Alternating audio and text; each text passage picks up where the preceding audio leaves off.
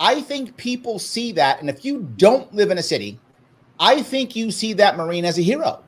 I think you see him as someone who stepped up to defend people, and he's a hero. I think you see him as that.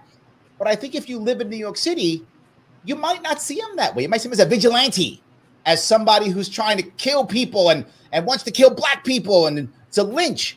I think people feel that. And I think it's much more from where they live versus something else. Am I wrong here? Well, yes and no. Right?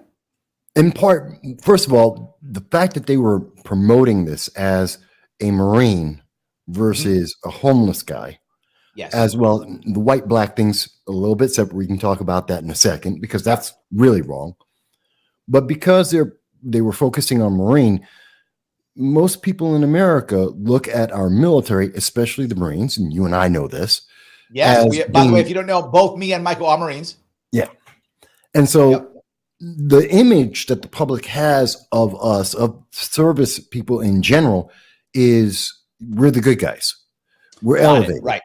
And so that instantly adds credibility to whatever action he was taking.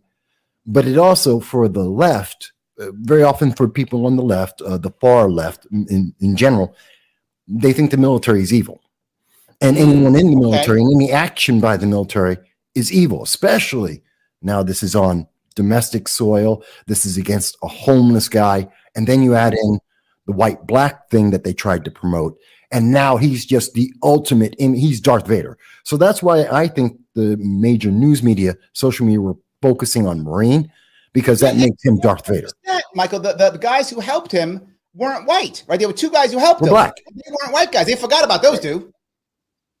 Yeah, they don't exist, because that doesn't go with the message that they're trying to promote out there, which is mostly targeted, and we're talking rural versus urban, it's targeted to that urban, far left culture that tends to be very progressive.